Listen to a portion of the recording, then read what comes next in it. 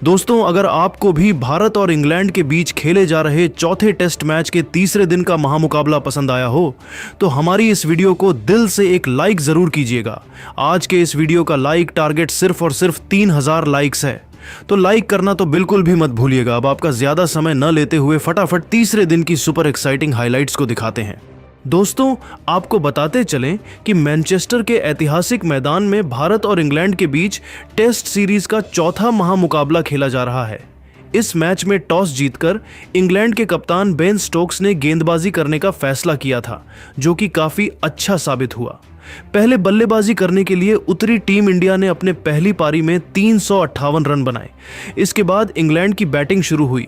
दूसरे दिन का खेल खत्म होने तक इंग्लैंड ने 2 विकेट के नुकसान पर 225 रन बना लिए थे। जो रूट 11 रन बनाकर मैदान पर डटे हुए थे, तो वही ओली पोप 20 रनों की पारी खेलकर उनका साथ दे रहे थे। जिस तरीके से इंग्लैंड के बल्लेबाज बैटिंग कर रहे थे, उसे देखकर तो यही लग रहा था कि मुकाबला इंग्लैंड के पक्ष में जा रहा है। लेकिन दोस्तों, जब तीसरे दिन का खेल शुरू हुआ तो टीम इंडिया रणनीति के साथ मैदान पर उतरी और प्रयास से ही था कि जल्द से जल्द विकेट निकाले जाएं। तीसरे दिन का मुकाबला शुरू हुआ तो टीम इंडिया की तरफ से गेंदबाजी करने के लिए आए शार्दुल ठाकुर उनके सामने स्ट्राइक पर मौजूद थे। जो रूट शार्दुल ने शानदार गेंदबाजी का नजारा पेश करते हुए जो रूट को खूब चकमा दिया और सिर्फ 2 रन ही खर्च किया, लेकिन वह विकेट निकालने में कामयाब नहीं हो सके। अब इंग्लैंड का स्कोर था 2 विकेट के नुकसान पर 227 रन। अगले ओवर में टीम इंडिया के कप्तान शुभमन गिल ने बॉलिंग अटैक पर मोहम्मद सिराज को लगाया। सिराज ने आते ही इतनी खतरनाक गेंदबाजी किया कि ओली पोप के होश उड़ गए। ओली पोप को उनकी गेंद बिल्कुल भी समझ में नहीं आ रही थी और एक एक रन बनाना उनके लिए काफी कठिन हो रहा था। सिराज की खतरनाक के गेंदबाजी के सामने वह संभल कर बल्लेबाजी करते हुए अपना विकेट बचाने में लगे हुए थे। ओली पोप इस ओवर में एक भी रन नहीं जोड़ सके, यानी कि सिराज का यह ओवर मेडन रहा। 49वें ओवर में टीम इंडिया के कप्तान शुभमन गिल ने रणनीति बनाई और विकेट की तलाश में गेंदबाजी करने के लिए जसप्रीत बुमराह को भेज दिया। लेकिन ओवर की पहली ही गेंद पर जो रूट ने ऑफ साइड के दिशा में जबरदस्त चौका लगाकर टीम इंडिया की सारी रणनीतियों पर पानी फेर दिया। जसप्रीत बुमराह इस ओवर में 4 रन खर्च करके निराशा मन से वापस लौट गए। दोस्तों, जो रूट और ओली पोप दोनों खिलाड़ी पूरे तरीके से मैदान पर सेट हो चुके थे और धीरे धीरे इंग्लैंड के स्कोर को आगे बढ़ा रहे थे, जबकि दूसरी तरफ टीम इंडिया को विकेट की तलाश थी। 50वें ओवर में टीम इंडिया के कप्तान शुभमन गिल ने मोहम्मद सिराज के ऊपर भरोसा जताया और गेंद को उनके हाथों में थमा दिया। लेकिन इस बार इंग्लैंड के दोनों बल्लेबाजों ने उनकी जमकर धुनाई कर दी। ओवर की पहली गेंद पर ओली पोप ने खतरनाक चौका लगाकर इंग्लैंड के स्कोर को तेजी से आगे बढ़ाया। फिर चौथी गेंद पर सिंगल चुरा लिया। अब स्ट्राइक जो रूट के पास थी। जैसे ही स्ट्राइक रूट के पास आई, उन्होंने ताबड़तोड़ अंदाज में बल्लेबाजी करते हुए ओवर की 5वीं गेंद पर जबरदस्त चौका झड़कर मोहम्मद सिराज को घुटने टेकने के लिए मजबूर कर दिया। सिराज का यह ओवर टीम इंडिया के लिए काफी महंगा साबित हुआ।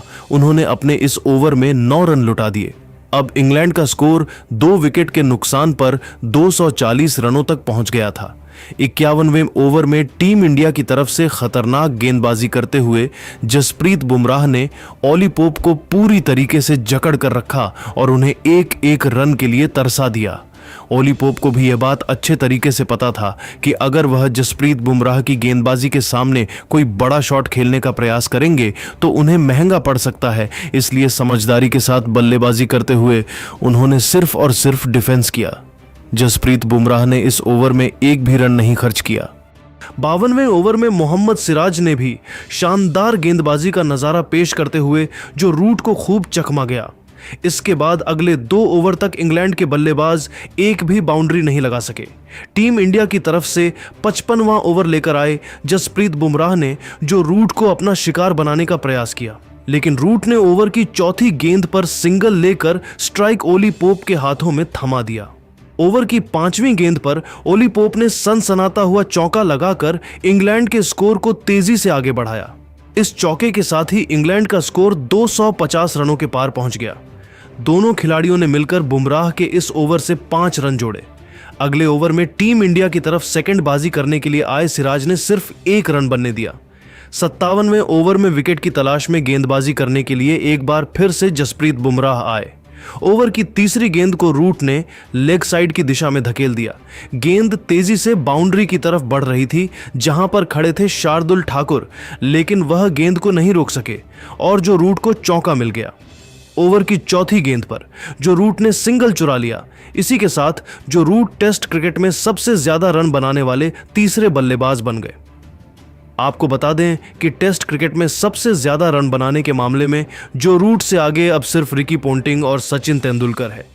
जहर की पेंटिंग ने टेस्ट क्रिकेट में 13,378 रन बनाकर दूसरे स्थान पर काबिज है, तो वहीं सचिन तेंदुलकर 19,521 रन बनाकर पहले स्थान पर है। दोस्तों, जो रूट और ओली पोप दोनों खिलाड़ियों ने मिलकर बुमराह के इस ओवर से 6 रन जोड़कर इंग्लैंड के स्कोर को 259 रनों तक पहुंचा दिया।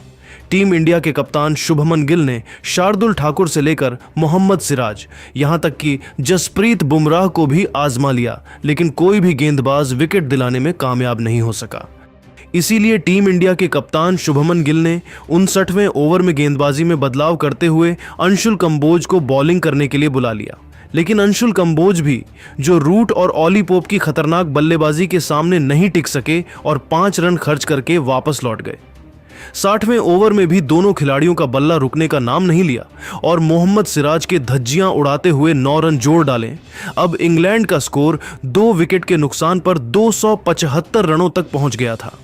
जो रूट और ओली पोप दोनों खिलाड़ी मजबूती के साथ मैदान पर अपना पैर जमाए हुए थे और दोनों खिलाड़ियों के बीच में बड़ी साझेदारी पनपती हुई दिखाई दे रही थी। 62वें ओवर में टीम इंडिया की बॉलिंग स्पेल में बदलाव देखने को मिला और गेंदबाजी करने के लिए रविंद्र जडेजा को भेजा गया। इस ओवर में इंग्लैंड के दोनों बल्लेबाजों ने सिंगल और डबल की सहायता से 4 रन बटोर लिए। इसी के साथ ओली पोप ने अपने टेस्ट करियर का 16वां अर्धशतक ठोक दिया। उन्होंने बल्ले को हवा में लहराकर इस मोमेंट का सेलिब्रेशन किया। अब इंग्लैंड का स्कोर 289 रनों तक पहुंच गया था। वही जो रूट भी धीरे धीरे अपने अर्धशतक की तरफ बढ़ रहे थे। 63वें ओवर में अंशुल कंबोज ने शानदार गेंदबाजी करते हुए दोनों बल्लेबाजों को खूब चकमा दिया, लेकिन इंग्लैंड के दोनों खिलाड़ियों ने टीम इंडिया को कोई भी मौका नहीं दिया और समझदारी के साथ बैटिंग करते हुए 4 रन जोड़े। 64वें ओवर में टीम इंडिया की तरफ से गेंदबाजी करने के लिए आए रविंद्र जडेजा। इस ओवर में भी ओली पोप और जो रूट ने सिर्फ और सिर्फ सिंगल के साथ ही काम चलाया।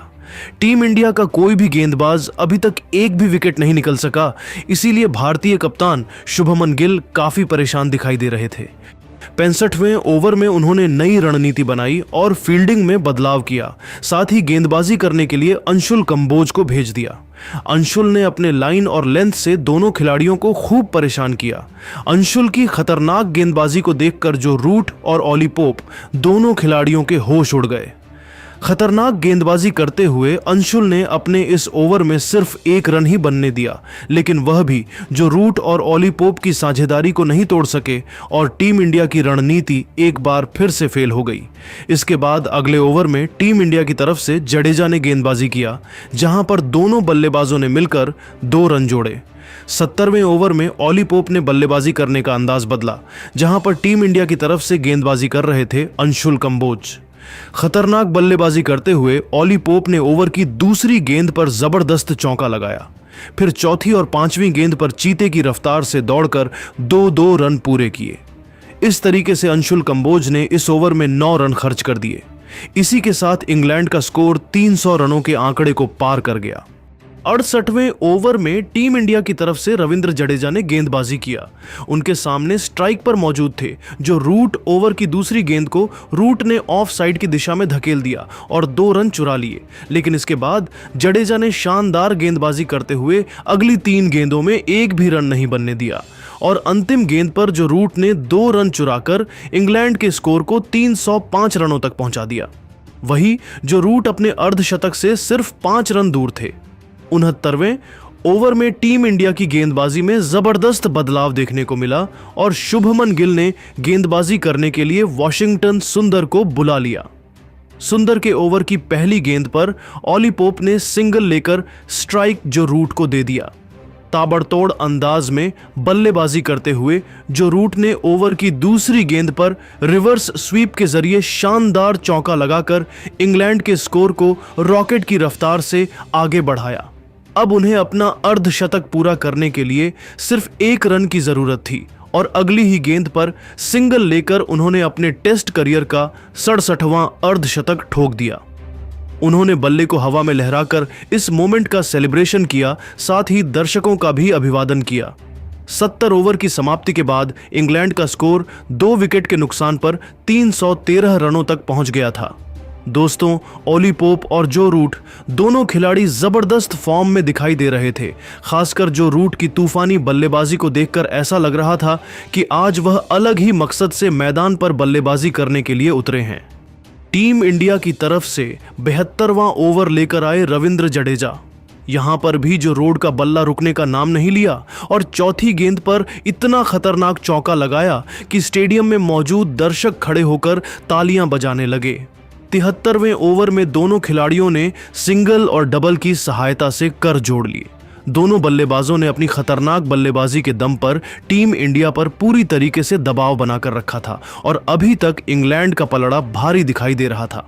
अब पहला सेशन समाप्ति की तरफ बढ़ रहा था। पहले सेशन के अंतिम ओवर में टीम इंडिया की तरफ से रविंद्र जडेजा ने गेंदबाजी किया। ओवर की तीसरी गेंद को जो रूट ने लॉन्ग ऑफ की दिशा में धकेल दिया, लेकिन शार्दुल ठाकुर ने शानदार फील्डिंग करते हुए गेंद को बाउंड्री के पर जाने से रोक दिया। लेकिन तब तक जो रूट चीते की रफ्तार से दौड़कर 3 रन पूरा कर चुके थे। जो रूट और ओली पोप ने पहले सेशन के अंतिम ओवर से 5 रन जोड़कर इंग्लैंड के स्कोर को 332 रनों तक पहुंचा दिया। इसी के साथ लंच ब्रेक हो चुका था। लंच ब्रेक होने तक जो रूट 63 रन बनाकर मैदान पर डटे हुए थे, तो वही ओली पोप 70 रनों की पारी खेलकर उनका साथ दे रहे थे। लेकिन दोस्तों, अब आपको क्या लगता है, भारत और इंग्लैंड के बीच खेले जा रहे चौथे टेस्ट मैच को कौन सी टीम जीतेगी? आप खुद नीचे कमेंट करके बताइए और ऐसी ही नई वीडियो के लिए हमारे चैनल को जरूर सब्सक्राइब करिए। धन्यवाद।